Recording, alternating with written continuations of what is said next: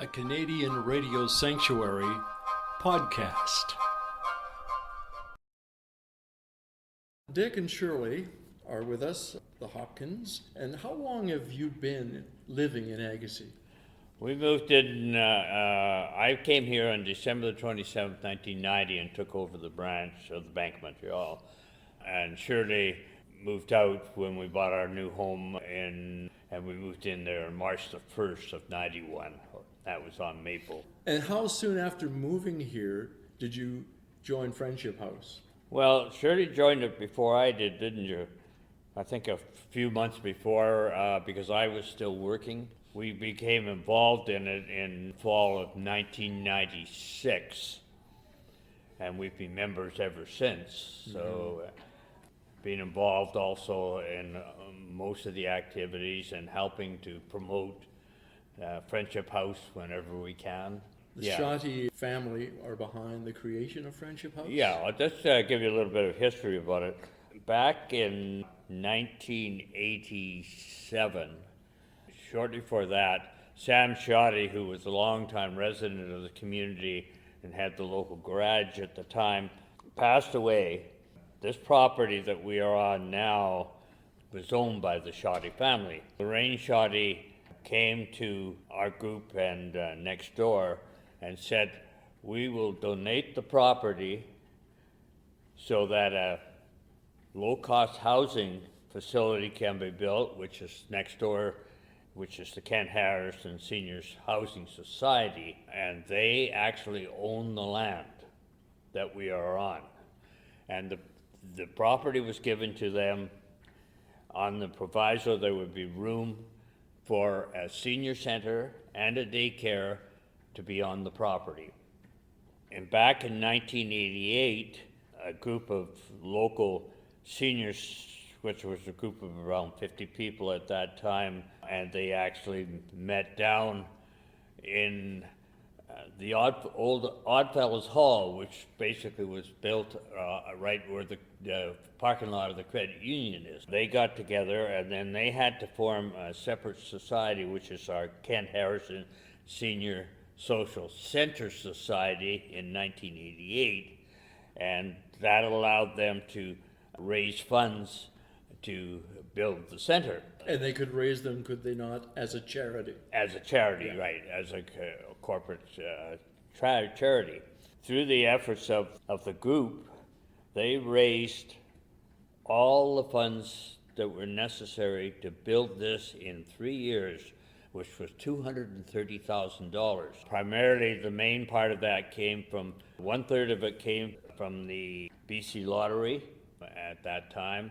Vancouver Foundation also gave us $50,000 towards the project, and we received numerous grants from locals, service clubs and that, and the group also went out and every weekend and they had at the markets and sold sandwiches and soup and things like that, and eventually they raised enough money to pay for this thing. The property that we're on, what we have is a 99-year lease with the Housing Society at $1 a year as part of the agreement. Also in the building was the daycare center, and the daycare center eventually disbanded, and the Agassiz Community Services took it over, and they still provide services to children through their programs. They've been just excellent tenants for us to help us out financially, and we have a good and excellent working relationship, the seniors and the kids of the future. Right. And we at all times we welcome the children to pop their nose in and see what's going on, and sometimes we let them throw a rock or two just to encourage them. And so that's the main part of it. We should clarify, by rocks you mean curling rocks. Curling rocks, that's right. Curling rocks, yeah. Those kids and those stones. Exactly. Yeah. The main focus, of course, of our group is to provide senior outlets to all the seniors in the community, not only in Agassiz, but Harrison Hot Springs, out towards Mission. We get them from Rosedale, we get them from Chilliwack, we get them from Abbotsford, come out to participate in our various activities out here. At the present time, our membership is 135 paid members at the moment for this year. We did at one time have our membership up to 200 people, but COVID kind of played havoc with our numbers after that, so we didn't obviously get all the people back. A lot moved away or passed away, so we're trying to rebuild the numbers back up because we have so many different activities for seniors here, and we encourage them as much as possible to come out. It's a great outlet from the point of view that instead of sitting at home and thinking about what their future is going to be, we want them to get out, be active, and it'll help them prolong the futures, their life, and that's our main focus in society. Enjoy being in the now. That's right, and they meet so many new people too, and new friends, and it's just a great thing for that. If my research is correct, is membership $20 a year? Yeah, the membership for here is $20 a year, but everybody also pays on top of that an additional $2 each activity when they attend each week. We're in kind of a unique situation where we are a self-standing organization, and our financial help from the District of Kent is free taxes. But we are responsible for raising our own funds for the operation of the facility, which can be up as much as $30,000 a year, so it's a big undertaking. So if there were any renovations or anything like that? Renovations and everything is our responsibility. We've been very fortunate over the years to get substantial help through the federal New Horizons program, where we've been able to receive multi-grants of $25,000. We got $25,000 to replace our roof. We've replaced our heating units with that money. We also were able to use the money to put in all the mechanism for the wheelchair access doors on the outside doors, and also the washroom doors. That all came out of the New Horizons program. That has been our main focus. We've also received considerably help from the Kent Harrison Foundation. We received during COVID $6,300 from the federal assistance program to help tide us over because we had no income coming in. So that's basically what we're facing each day, but every time we manage to seem to come up with the money somewhere to keep it going. But the big thing now, of course, is that we're facing major funding with the insurance on the building now. Unfortunately, we had, 3 years ago, when they had the big Arctic front storm in here for 2 weeks, and our heating units couldn't sustain the heat in the building. Consequently, the pipes in the building burst, and we had a major claim on our insurance. So our insurance jumped from $5,000 up to $10,000, and that was a blow to us, of course. But we have to live with it, and we have to work with it somehow to keep us going. You, Dick and Shirley, when did you actually sign up to be volunteers with much of the operation here? Was it from day one? Yeah, Pretty well, yeah. I went on the board, I don't know if you went on the same time as I did or not. No. I went on the board in 1997 as vice president. I served the organization as a vice president for 4 years, and then I took over as president for 8 more years, and I'm still the past president, and still doing a lot of volunteer work for the organization. And Shirley joined and went on the board, and she was on the board for about 20 years too. When you became president, I went on the board because it's hard of hearing, and so I thought I could be of assistance there. So she's, she's been a great help and anything that we've done here has been a major contributor to the operation. Mm-hmm.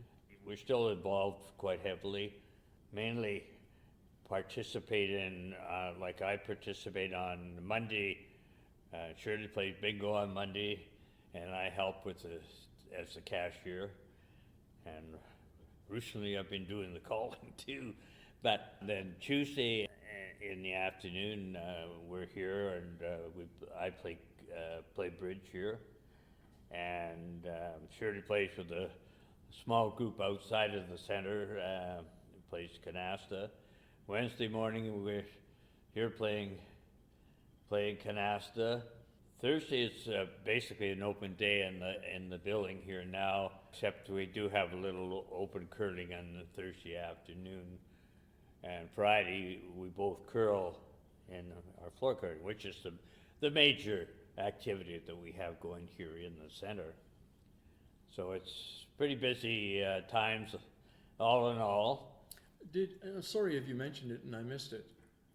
There's a fitness program, right? Yes, there's on Monday and Friday mornings at 10:30, they have a sit and be fit group. And I think we have about 12 or so ladies that come, put on and have a half an hour program. And they usually do a little walking before the program and as part of the activities. Are men allowed to be part of that? Yes. Yes, I if think you're they- I 50, think as long they as have you're, had as long as men. you're 55, yeah. Yeah.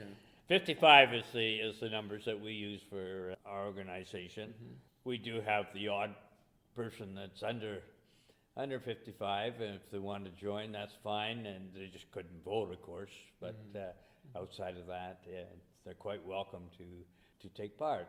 We also are one of our major fundraisers, of course, besides the funds that we get from next door, is we rent the hall out to the public. Quite a few rentals every year, and that is a source of income that we have coming in to help us with our financial needs. We raise about maybe around $3,000 or so from that source. The unfortunate part that we lost a couple of our major fundraisers because of COVID. Number one is we had a church that was coming in and using it every Sunday. Unfortunately, when we had to shut down and they rejoined the group in Chilliwack, and when it was time for us to open up again, the group people that were involved decided not to come back, so we lost about $4,000 in revenue there, which hurt us substantially. And then we also used to have the Jammers, a group of musicians from all over the valley used to come and play here every first and third Saturdays of every month. They were very, very popular, and we got a lot of members attended, and we raised monies through that as well. We also used to go on a lot of casino trips, about 3 or 4 a year, and we used to make quite a bit of money off those trips as well. However, Were most of those trips, I'm just curious, were they to the Edgewater in Vancouver or various? they were places? all over mostly River Rock. We used to go there. We used to go to one in just out of New Westminster. Hard Rock. Yeah. We used to go to the one in Coquitlam there. We used to move around. We also go down to Park Place in Vancouver too. So we alternated around between the different casinos, and we used to get reasonable support from the casinos when we took a bus load down. We take 55 people down, and they gave a little bit of money to the members and also gave us some money each trip that we went down. But when they came back, eventually they just were not prepared to pay for us to bring people. And the buses, of course, the cost of the buses are going way up now. And it just doesn't, it's not financially stable for us to go anymore. Not that I'm telling you how to run your operation or anything, but what if it was just a shorter trip just to the Chilliwack Casino or Abbotsford? I mean, would that not save money? No? They're too small. Too small? Yeah. Oh, okay. Yeah, we have to, The cost of the bus is the big thing. Right. You know, we used to get the bus for $600. We charged $20 a trip, and the buses went up to $900, and I'm sure they're higher than that. In fact, the company that we used to use no longer exists. There was a bus service in Hope, and that's how we used to go. Right, yes. Yeah. Well, they were small, and they just couldn't sustain it during the shutdowns. You were saying earlier about floor curling, but you would do tournaments. How would that work? Would you go on the road, so to speak, and play in other areas? Yes, Can you tell us definitely. about that? We belong to the senior games, and you meet a lot of people with like interests. And we used to curl in the senior games, so we met a lot of curlers from all over BC. And we lived in a lot of places. Being with the bank, we traveled a lot, lived in a lot of places, met a lot of people. We would be invited to their tournaments, and they wanted to come to ours. So we had people from the island, Prince George, Williams Lake, some from the lower mainland came up. Kamloops.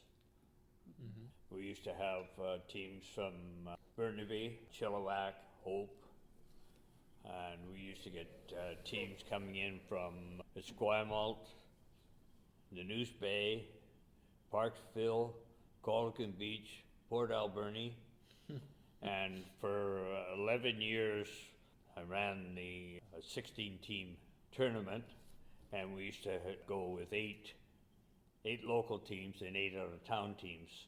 And that was all here at Friendship House? Right here in Friendship Yeah. House. Pretty crowded, I did eh? the food. I made the soup, and I organized the soup sandwiches. People love to bring desserts, so there was always dessert. As soon as you bring things in to get organized, there was always someone to give a hand at assembling lunch. And I did those for many years, since 2004. Different exchanges that we had, floor curling with different little groups, and the big cash bills that we had. We had 64 people. So you would also reciprocate? You'd go on the road to see, Yeah. visit there? We every year we went to Port Alberni, UC Qualicum, Parksville. We at least made 3 trips a year to the Vancouver Island to participate. We used to go up to Kamloops, and recent years, just before COVID, we used to take about 2 to 3 teams up to Prince George for a big 2-day tournament up there. We always had a tremendous amount of new friends as we've moved around. Would you provide your own transportation? Yes. So We there's would no go. bus involved? Because No. sometimes people that went up to the tournaments too, they had family there or whatever.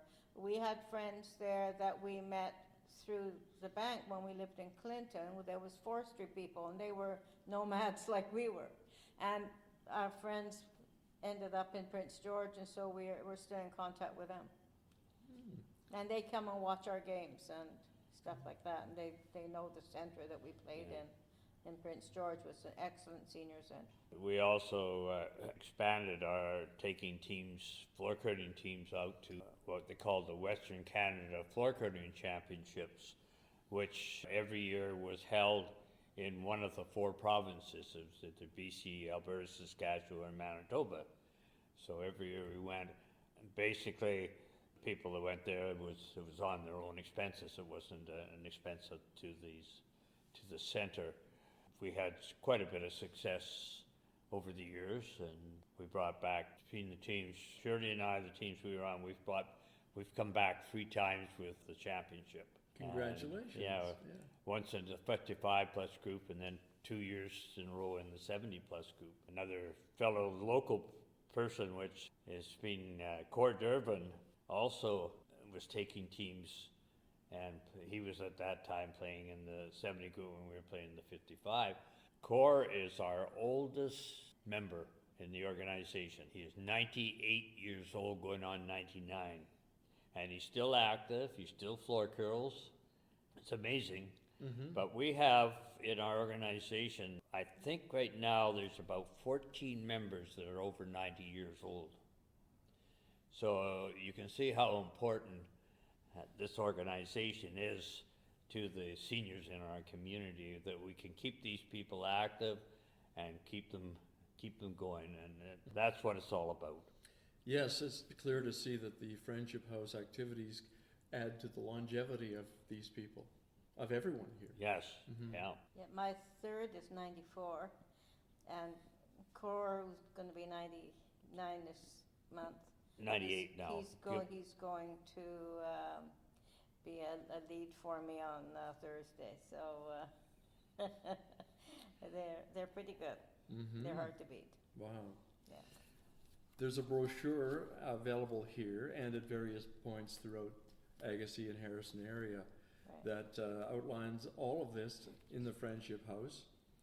And I see your photo in there, Shirley. Yeah, they'd just be snapping shots. I didn't know they took them. And you can see playing cards and the curling and everything. And Yeah. it's a wonderful place for seniors, 55 plussers. Yeah. And we, as I say, being a past president, very, very familiar with everything that goes on in this organization. If anybody, seniors out there that are interested in knowing more about Friendship House, I welcome the phone calls, and my phone number is 604-796-9470. Every year, coming up next month, we have our it's our spaghetti dinner, and we put on a spaghetti dinner here as one of our fundraisers, and we charge $15, and then we have 50-50 draw, and it's all done by the members. Our big dinner is our fall dinner, and we seat 120 people for the fall dinner, and it sells out every year, $20 a head, and that again is one of our major fundraisers. We used to have 2 teas a year, but unfortunately we're having a little trouble now with finding volunteers to put them on. We did have one in the fall, but due to have one this month, but unfortunately we haven't been able to get it organized, so it'll have to wait till the fall again. Hopefully we can get somebody to come forward and help us out to put it on, because it's the same people doing it all the time, and we need to get new people involved. Looking at the executive over the years, I would say that the majority of the executive members have been on the board for 20 years, and now they're starting to fall off. And we've got some new people coming on now, and hopefully a little younger, and can start taking up part of the load. Mm-hmm. But it also, as far as the rentals go, I also do that. If anybody's interested in finding out about Friendship House and the costs, etc., and the conditions to use the hall, phone me at 604-796-9470. There's no point in phoning here at the hall, because half the time there's nobody here, so they should phone me direct. Anything you'd like to add to all that? Yeah, years ago we used to have New Year's parties too. In fact, our president, Derry Chidlow, was quite handy with music and had a little band, and they were excellent, and they played for us. We had live music and everything, and it was great. You can make a donation to the Yeah. Friendship Yes, House? we can accept, we are a charitable organization, so we can accept donations, and we will, in anything of $100 or more, we will issue a tax certificate for them, so they can deduct it off their taxes. I must also mention that not only did the Sciottis donate the family, but I mean the property, but after that, Gordon Sciotti, which was Sam's son, and his wife have donated substantial money to us as well. When both of them passed away, they left us substantial additional money to continue in operating. We honor them with their story on the wall here about the Sciotti family and what they've done, and pictures of the three families up on the wall as well, because they were tremendous contributors to this place being here. And we must also mention, I would be remiss not to mention that we are receiving tremendous support from the Lions Club in town.